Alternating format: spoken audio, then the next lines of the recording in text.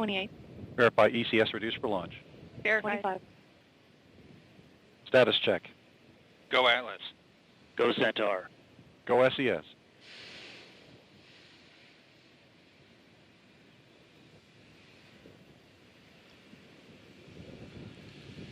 T-minus 10, 9, 8, 7, 6, 5, 4, 3, 2, 1, and liftoff of the United Launch Alliance Atlas V rocket, carrying SES 20 and 21 for SES, the leading provider of global content connectivity solutions. Program. After 15 seconds into flight, the U has gone to closed loop control.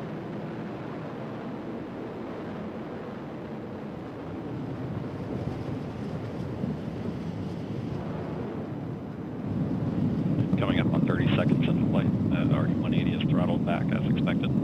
Engine response looks good. You're hearing the voice of Jesse Gonzalez providing launch vehicle ascent data. And 40 seconds into flight, Atlas V is now supersonic. And the vehicle is now passing through max Q, maximum dynamic pressure.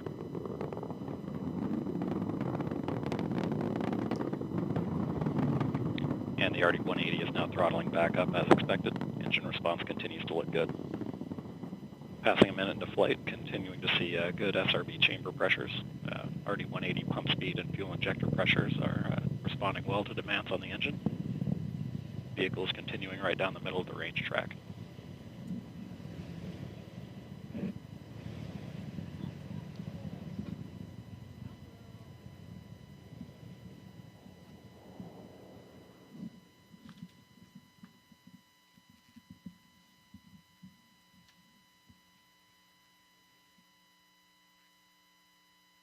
And we have good burnout on all 3 SRBs. Standing by for SRB jettison in about 20 seconds.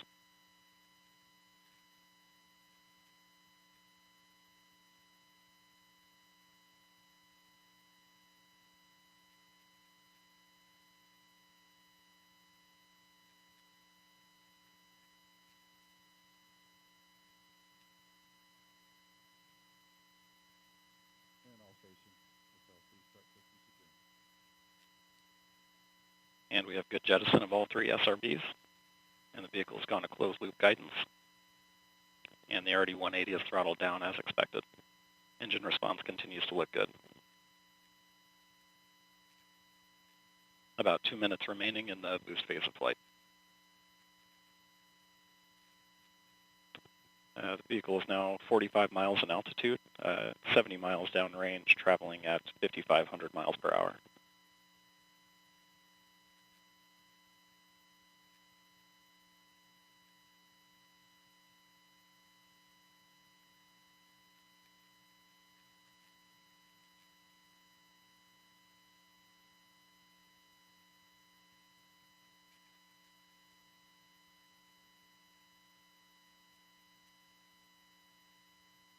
And passing 3 minutes into flight, the RD-180 is throttling down again as expected.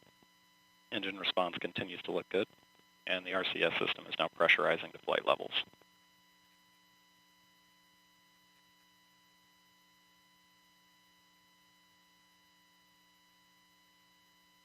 And about 1 minute remaining in the boost phase of flight.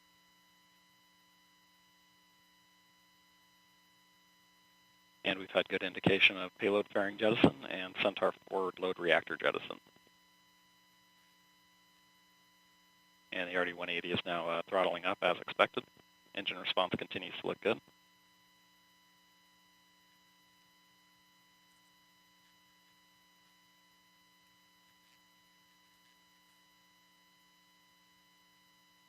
And the RD-180 is now throttling to maintain a constant 4.6 G acceleration limit. And Centaur has begun the boost phase chill down sequence to thermally condition the RL-10 for operation.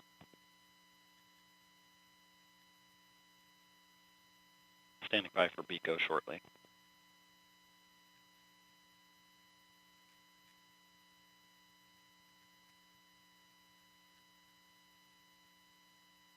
And we've had BECO, booster engine cutoff.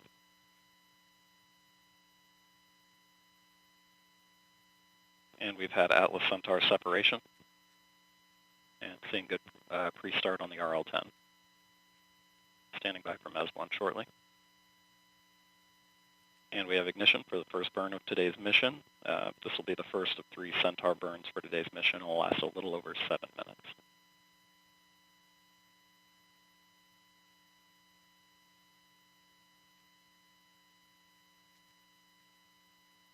RL-10 operating parameters and vehicle body rates are looking good in the first part of the burn. Vehicle continues down the middle of the range track now at 120 miles in altitude, 500 miles downrange, traveling at about 13,000 miles per hour.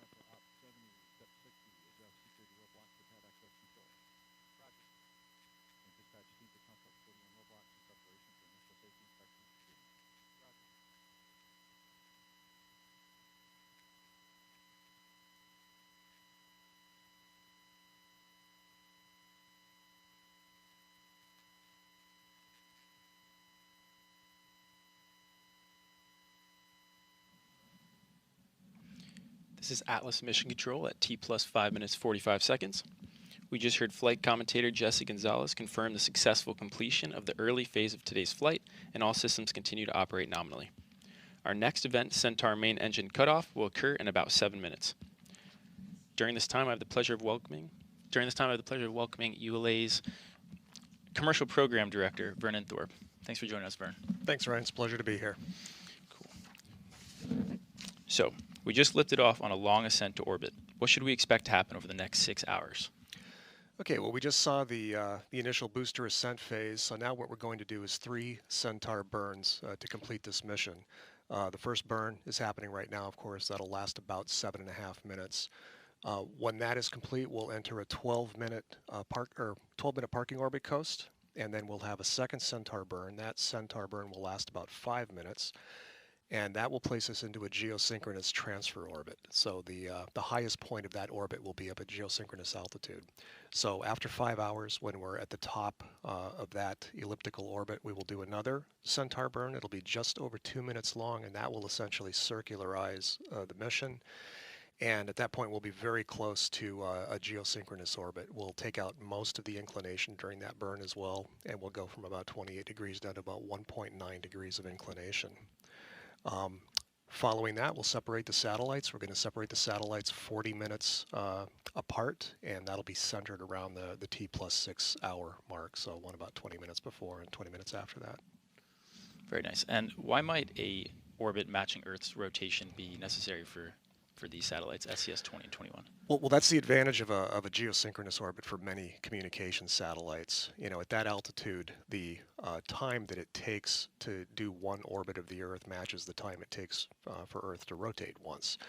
So from an observer on the surface of the Earth, it looks like the satellite is stationary in the sky. So since you have that fixed relative position, that's very convenient when the satellite needs to provide continuous communication coverage to antennas on the Earth.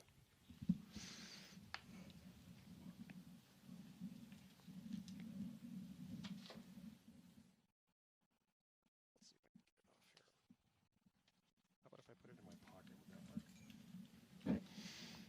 All right. So next question for you.